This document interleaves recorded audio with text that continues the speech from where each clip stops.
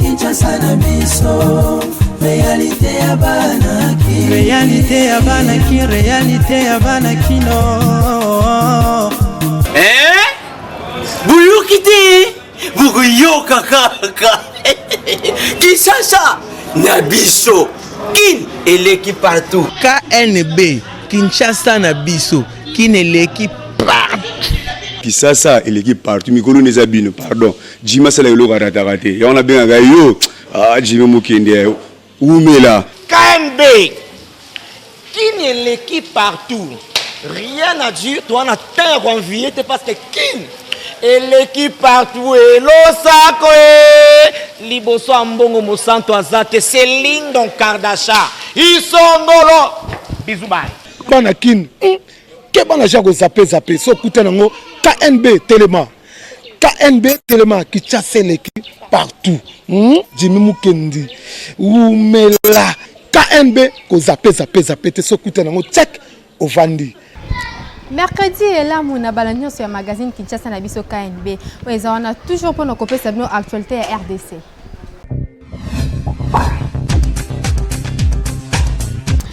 Pour l'édition Mokola lelo na marche anti-Ronsard Malonda ou Salami lelo na ville ya Goma.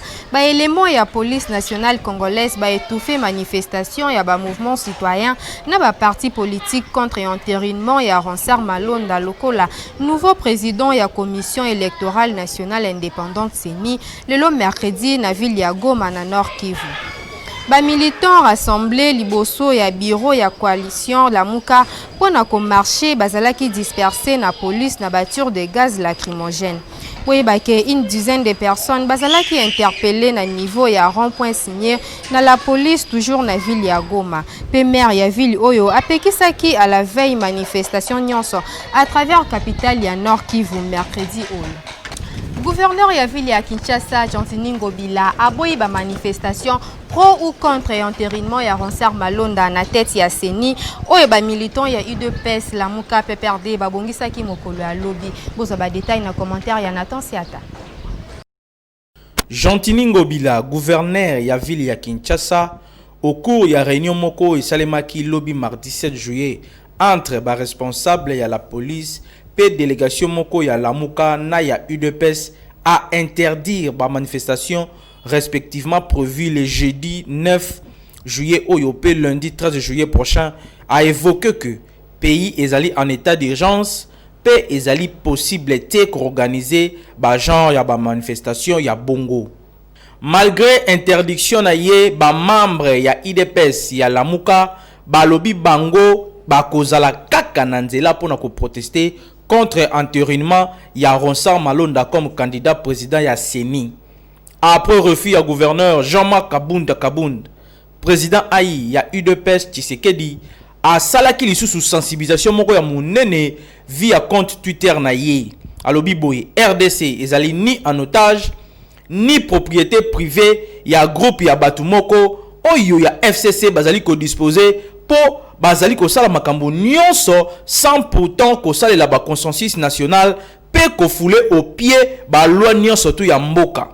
Alobi congolais a telema bango nyonso tout debout pour la marche pacifique oyo kozala jeudi oyo 9 juillet pe alobi non c'est-à-dire bako bimananzela malgré interdiction ya gouverneur ya ville ya Kinshasa soki akochela bango basoda pour na ko interdire bango bako affronter bango jusqu'à ce que bango manifestation na bango ekosalema ndenge ezalaki prévu.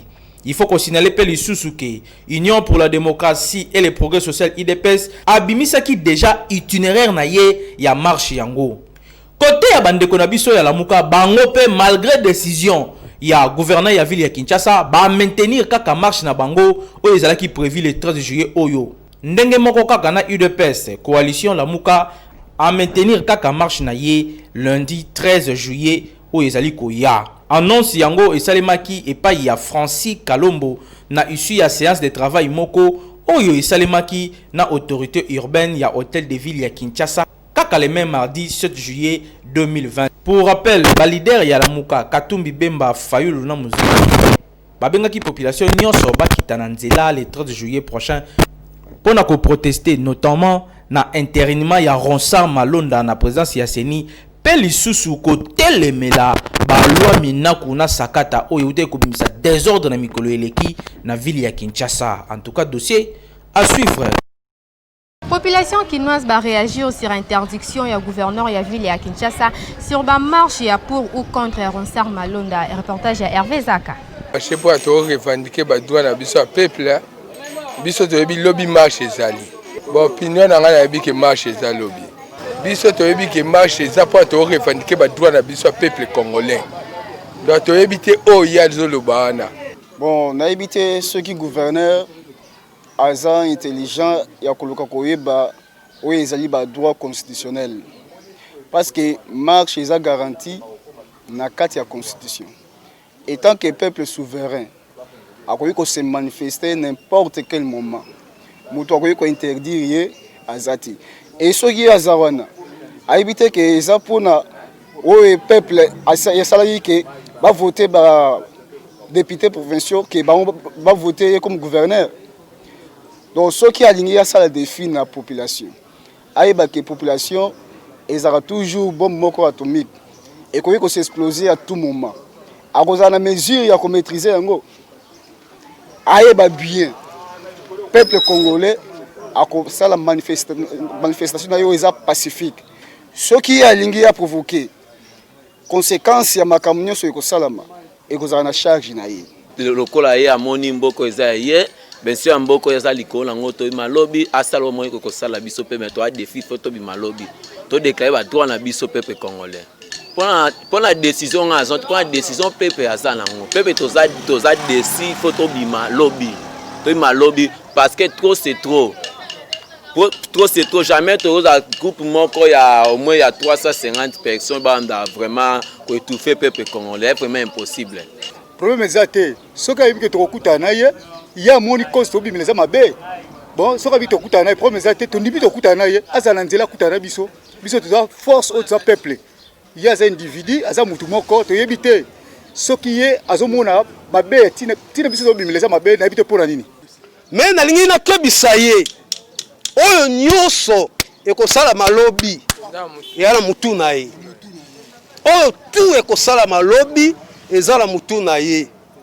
Bien que toze la réunion moko ezali en cours, ministre de l'Intérieur na ba responsable nyoso ba organisateur ya ba marche ko sala malobi to ebila mte suite nini eko bima mais quant à moi na onyoso ba sala kuna na ministre intérieur ça nous regarde pas biso loko to tala article 26 ya constitution to lingi to que nous présenter mécontentement na biso ya makambo ya Ronsard na tête ya Seni. Ni gouverneur de la ville, ni ministre de l'Intérieur, provincial ou national, mon côté azana droit, il y a qu'au privé biso droit na biso. Au article 26 de la Constitution, et puis c'est biso. Voyez le qu'on a joué, c'est conseil na APC. Akeba bakowanga nae a respecter Constitution ya mboka. Mobulu mokolobi, et ko sala maizate. Mobulu ezala ngote. Mobulu pourquoi? Est-ce que ceux qui batu babuki ba cause solution? Non. Mobulu ezate biso moko d'abord ba responsable to ko encadrer to suite moraliser batu na biso to za lisu likolo ya lisu police za na confiance na biso to za na collaboration lobby jeudi le 9 mutu nyonso to komone na libanga na mulangi na nzete asali mobulu afingi policier afingi bakonzi ya mboka asali soki nini biso moko to kokanga ye to pese na maboko ya police. Ba médecin na ba personnel nyonso équipe de riposte contre coronavirus ba marché pour na kolakisa kanda na bango sur un paiement il y a 5 mois depuis babanda musala. Reportage Héritier Lukojina na Tonsiata.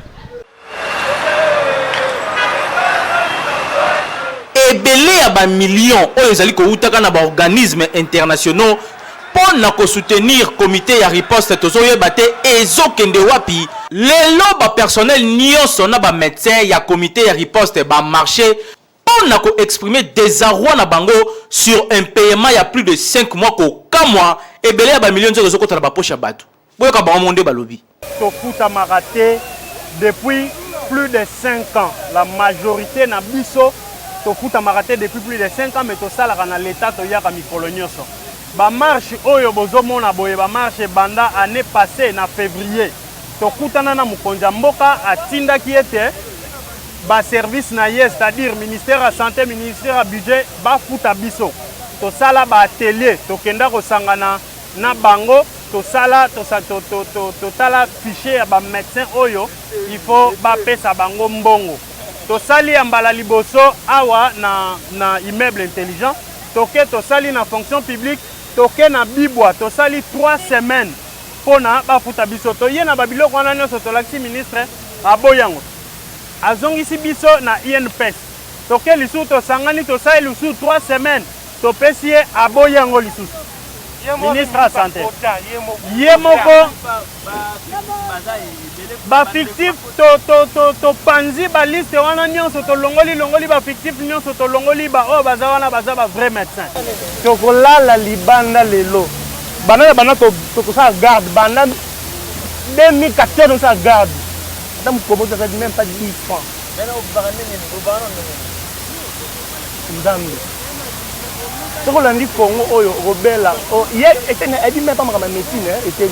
Moko ya ba conseiller ya ministre ya santé abimaki pona ko solola na bango kasi baboya ki koyoka ye po balobi ezali première fois te a solola na bango ba sololi ba lembi solution moko ezali te boyoka. Ezamba liboso te. Tolobi ke toza na balabala depuis février 2019. Hein? To benga naka to mona naka to sololaka. Oyo nde sikoyo ekomi concrétisation ya masolo nyonso to solola banda février 2019 ti lelo. Lobi na pokwa masolo ezalaki entre ministre ya santé ba syndicat na biso nyonso. Lelo to yebite eloko nini ngo ba koloba. To solola déjà belé tozo senga ba futa 4500 médecins. Tant que tu as mukanda, hein, oye lobby ke lobby bazo futa. Nde to ya to continuer ma solo à part prime na biso ndeko. La nanga malamu. Biso toza ba médecins o baza na Covid. Nous sommes des médecins qui sont na Covid. Mongo lipanda au chef de l'état décidé pour abakisa biso. État na pesi biso te. Mais na cabinet na ye, na ba photographe na ya pesi bango 3 millions, mais futi bango nyonso. Banda ye, ça fait il n'a pas ligné un seul médecin, il n'a pas ligné une seule infirmière. Tu dois comprendre que mon contact tu vas besoin d'attendre pour discuter na les sous te. Ça va refuta biso te. Et ben ba boma biso na mboka premier ministre.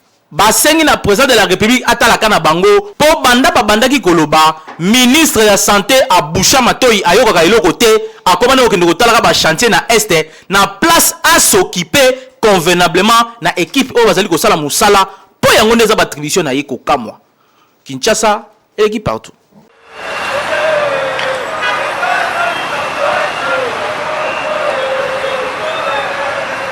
Ba combattants ya ADF bazo continuer toujours ko massacrer population ya Beni ba civil mibale bazala ki retrouvé ya kokufa mokolo ya lobi mardi na village Kainama bosa ba détail na commentaire oyo. Des corps ya ba civil exécutés na ba combattants ADF ezala ki retrouvé mardi 7 juillet dernier na village ya Kainama situé na environ 5 km ya localité ya Mwenda na secteur ya Ruwenzori na territoire ya Beni na Nord Kivu. Ba victime yango bazali mibali ba corps na bango ezala ki retrouvé na kati ya Zamba grâce na fui moko esalamaki na ba militaire na groupe de jeunes. Ba paysan yango bazala ki prise en otage mokolo ya lundi na Bilanga na Baata.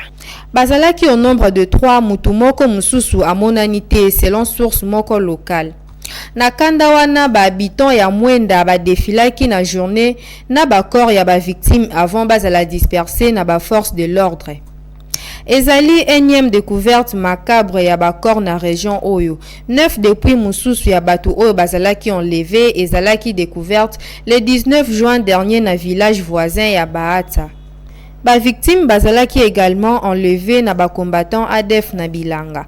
Oyo esali 11 nombre ya ba civils tués na ba rebelle ougandais ADF na zone Oyo. Société civile ya Rwenzori a documenté une soixantaine ya civils tués dans différentes attaques ya rebelles ADF depuis le 17 février 2020. Na secteur oyo ya territoire ya Beni o ezalaki touché te na tuerie malgré activisme ya rébellion ADF depuis 5 ans.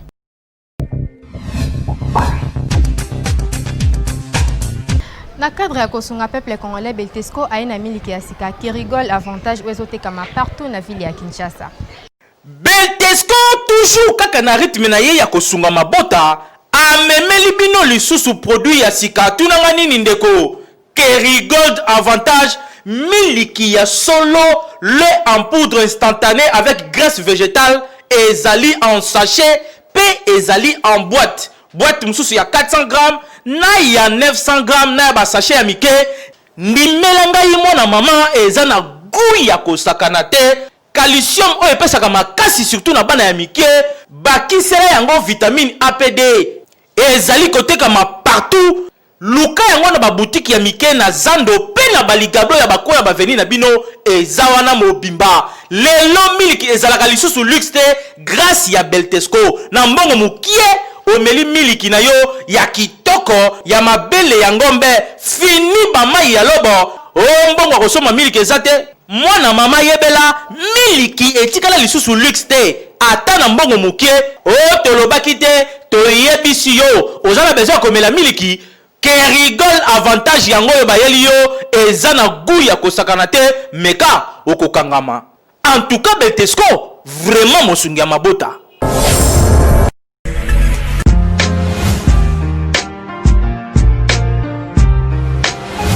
Entreprises, institutions publiques et privées, ONG, partis politiques, commerçants, sachez que la communication constitue le socle de l'émergence de vos activités, produits, services et marques. La communication ne s'improvise pas, mais les méthodes et les stratégies de la communication s'apprennent. La mouture ASBL organise la session de formation spécialisée en communication des organisations en 2 mois. Premier niveau, communication 360 degrés, les relations publiques et relations presse. Deuxième niveau, marketing marchand, marketing politique, conception publicitaire et gestion d'agence conseil en communication.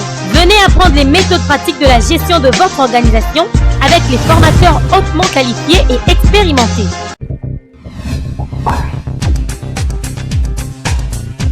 Basi mingi bazalaka en bon terme été na ba belle famille na bango toyebaka te pona nini esala makabongo souvent reportage ya Miti Mafuta na Honorine Kinwani. Kaka na ba couple ebele okomona mwasi na mobali bazoyoka na bien kasi quelque part okomona mwasi ayoka na kate na belle famille na ye nde tolukaki toyeba nini esalaka na basi balingaka belle famille na bango te. Na yo mwasi alibala okoyina ba belle famille okwani yo po uti na kata famille okoyina ba okwani musho ezalaka mobali mabe alingi famille ya mwasi te yango pe mwasi bakomo ya famille na ye mais eza famille tozala na 4 mabota bo papa na bo mama na yo ya libala na pe bo papa mbai na bo mama mbai na oninga ba ote okwani yo mwasi babai na mbo oninga ba ota na boli ninga moninga no ko mininga yo moko okoboya moninga poai basi babala bazala problème te bazala problème ya ba semeki Pour ceux qui ont semé qui ont malamu liboso mo sa libala mo se bala pe akoza malamu pe na yo aoyamba pe yo baba si mabala semé qui soki ozo ki peka ndero na e bien ozo to sabango ozo ya na retard pe ozo na makama mabete ndeti ba semé ki ata bazaka na bango mabe ba robongisa kaka semé ki malamu pe bazali basi ya mabala pe ya malamu bazali ya mabe pe bazali ezaka teke ba semé ki nyoso ba ina basi ya mabala te ba semé musuba ina rate me balukaka oza na nzela ndakuna minopeza na kimia ndeko bango pa mobala zala bien mobali il faut fanda yo moko na mwasi nao soki bandeko na ba olinga mwasi te be bandeko mwasi ba olinga mobali te faut ba ko solola be ba ndenge na soigner po ba mabala pe biso ya kini awa donc kini e komona makambe belé esika mai tangaka oyeba te ce conseil na kopesa mingi mingi mobali kolinga kovandisa mwasi na oyo pa ba parents na ote e bando benda ka ba rancune ba problème toujours kolinga mingi ozala na mwasi na yo na ba na yo na parler na yo engagement na yo ozwa ngo benda na maboko bon elo esala bon so to tena ninga bien moi ça libala na problème mote problème e utara na bandeko oyo bayaka na kata ndaku tanga fandi wana amone elo nyonso ezaka yaya na bango ya ndeko na bango yango mona ekreaka baproblème yana eloko mosusu mwasi na kata ndako akoki kolobake oyo ne ya bongo ke koto nde abe kosimba te kosala boye te mais bango bakolinga basala yango avec fox mpo bayebi eza ya ndeko na bango nde babiloko wana yango ekreaka baproblème ekomaka mwasi abimi aza mabe nakomona mwasi ana problème moko te basemeki mosusu okoki kosalela bango nyonso so moi ndeko na bango aza na mbongo apesa mbongo ozolata bayoka kaka jaloux okosala bango nyonso me bazaka motema likundu ndeko na biso apesaka ye mbongo ebele ndeko na biso alatisaka ye me bayebaka teke mobali fo abalaka mwasi mosusu jamais abalaka ndeko na ye tata ndenge nini yo nde okoluka bolamu epa asemeki no mpo bozala malamu. Problème eutaka na tous les deux côtés, c'est-à-dire côté à mwasi pe côté à belle famille. Pour ceux qui mwasi amoni mobali azosunga famille na ye koleka ye moko biloko wana ekotinda pe mwasi ai na belle famille na ye.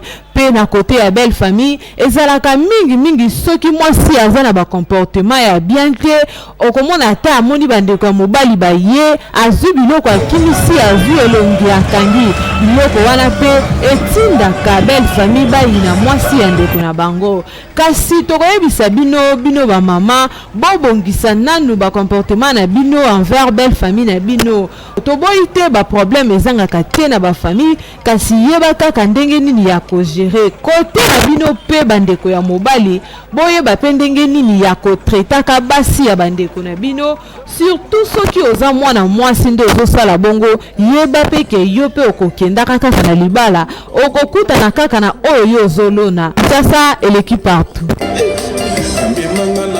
Totunaki na population soki attitude nini femme mariée akoki kozala na yango vis-à-vis na ba femme célibataire na cour commune to na quartier na ye. Reportage ya Miti Mafuta na Graciana Ndaka. Lelo na Kinshasa basi misusu ya mabala bayebaka te attitude nini mwasi ya libala akoki kozala nango envers ba célibataire oyo bazanzinga na ye to na lopango oyo azofutela. Tokutanaki na ba papa boyo kandenge ba expliquer. Pona ngai na kosepela te mwasi ya libala asala kikamaraderi na mwana mwasi ona na balite. Bakoki kosala donc tokoloba nini bakosala tolongola moya kikamarade wana ezala lokola yaya na leki kikoloba ke baza bakamarade mwasi ya libala koki kotikala na kikamaraderi na mwana oyo na balite. Normalement mwana oyo na balite nde akoki koposta na liboso ya mwasi oyo abali po alakisa ye nini ezalaka na libala. Bon, na conseiller bango que non pratika puisque à la longue il y a pas de problème. Sinon yo za marié ye bala mususu akoza na ye bitambola cheli alizwaka mibali kotoyo ko akolinga pe amplike oyo kaka na kati yo pe ozala pe lokola ye yana yango yo po battre libala na yo vaut mieux ozala yo moko soit oluka camarade mususu azali marié lokola yo. Bon moi ça libala normalement faut azala collaborateur ne ya liboso faut azala non mobali na ye. En plus moi ça libala kozala ba camarade ya ba jeune fille to babala te. Faut la plus mingi na bato babala pour ba pesa na ba ida bien pour ça que moi ça libala do azana ba camarade mo o babala te c'est pas bien dans ba couple qui to côté maman. Donc moi ça libala fois la exemplaire place à Vandi azana mo tout de porter ba conseil ba o no babalité. Donc moi ça libala fois la exemplaire. Moi ça libala faut ame makout ne ba idée y a pas ba fio no babalité.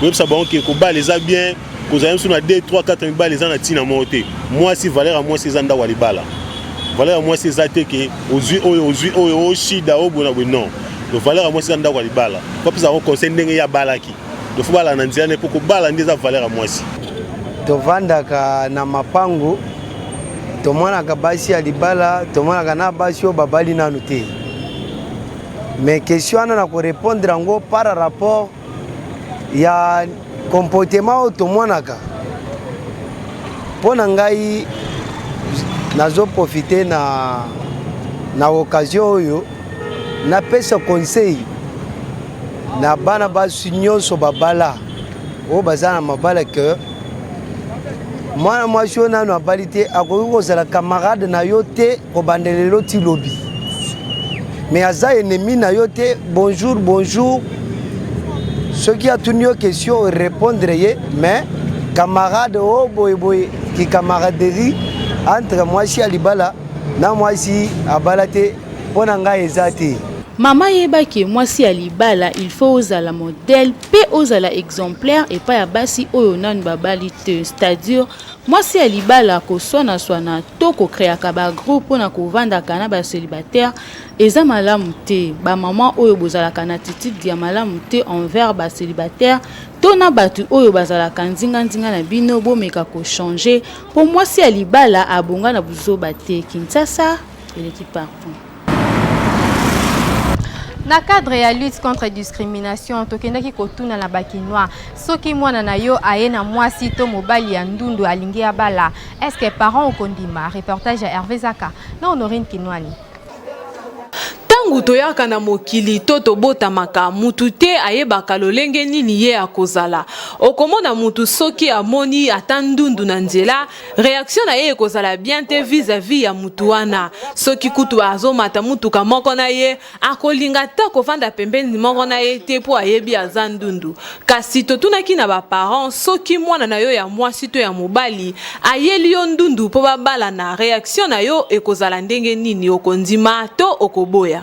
Oh, mais ça dépend choix moi là c'est le choix né on nga papa na boya pour la ni mobala za sérieux pour nous boba nous pour la poso nous nous avons toka ni ngala zabo net y pas ni ngala to abat azam toka nga azam toka la yondu so mona ina za fiancé né ya ndu na nganda no yamba comme nous mutu noso to banga poso nous azam mutu nous azam mutu comme noso baba ndu pour na ni nous avons mérité nyoso mutu to poso la biso baza ndenge pe ndu ndenge biso to ndu ndazali avec quelque soit pour ya race ya ngala yamba azandi non azandi ka sérieux comme conseil va para ba boya bala bala ba nous on regretté a boya bona ba ndu ba banga posa ndu no boya taza muto kele manzami za mapese ole pour le dire nda et reconsidérer moi na moi sa botu mona ndu ba boka mona ngo ba intérêt ndu azandi mutu nyoso ndinga zayo ka biso to banga ndu to banga poso na te ase kele manzambi conseil na fait ba para bo moi na moi c'est no bala ndu na ndaku yamba e ko la modiso be passa walo yona sigoyo de la comment passer ba tu ba pressé ya kachero nano biso a Texas zona lo mo ki famille comment pressé tant na bi libota famille en à Texas la Congo centrale ce village ce qui lève na yebi na kolina na yebaki ni lo famille comment pressé pour comment constamment la famille ndundu so boya ka bango te baza ba la biso inutile leur boya ndundu. Ah, tiens, non, boya poni, c'est moi na seli choix na eza nzela na ya poni. Bon ndunda za mutu. Eza nzela na poni za choix na ya poni te. Asa mutu, asa ba diable te ndoki te, asa mutu simple. Soke ye. Bo soki ya boya boti ndundu siko aboma mwana. Na kondima kasi ye sikoyo, po siko soki nga na boya koloba nini?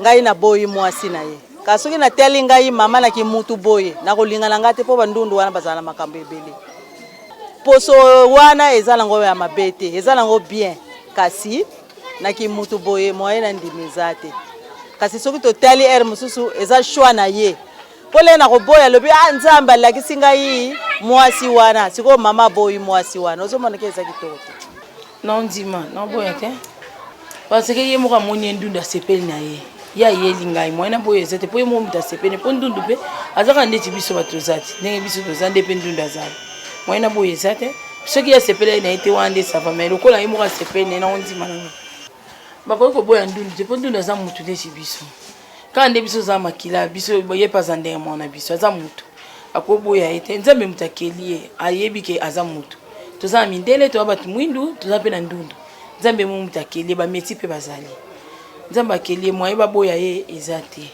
soki mwana ayeli ndundu supporter parce que ye moni mutalinge bolingo ya za nango mwa yo petise ezate soki ya eba kike Maman na biso olinga ete mais akoyi koya na ete. Papa mama ndundu to ndundu te azaka kamutu surtout soki mwana asali déjà choix na ye tika bango basala bolingo na bango zwa mobali to mwasi wana ya ndundu lokola mutu nyonso po kaka poso ya nzoto nde ezo différencier bino na mutu wana ya ndundu po azape capable ya kosala makambo lokola mutu nyonso. Kinshasa eleki partout. Merci Nabino Bozala qui est tellement ébélé pour Nakolanda magazine Kinshasa Nabiso. Tokomi na souk édition Mokolo Alelo. So qui bosse pela qui na ngotika topesa. Merci l'équipe rédactionnelle Mobimba ya KND. Hervé Zaka double poumon Azaki c'est ma caméra Nathan Siata na réalisation. Pe na coordination et Jimmy Mukenzi Kasibobo Sanate. Ko s'abonner massivement na chaîne YouTube Kinshasa Nabiso. Kinshasa yo et l'équipe part.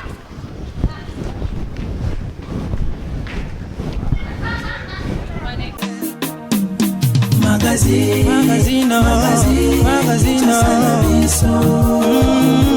yeah. Magazine, Kinshasa na biso. Réalité ya banaki, réalité ya banaki, réalité ya banaki no.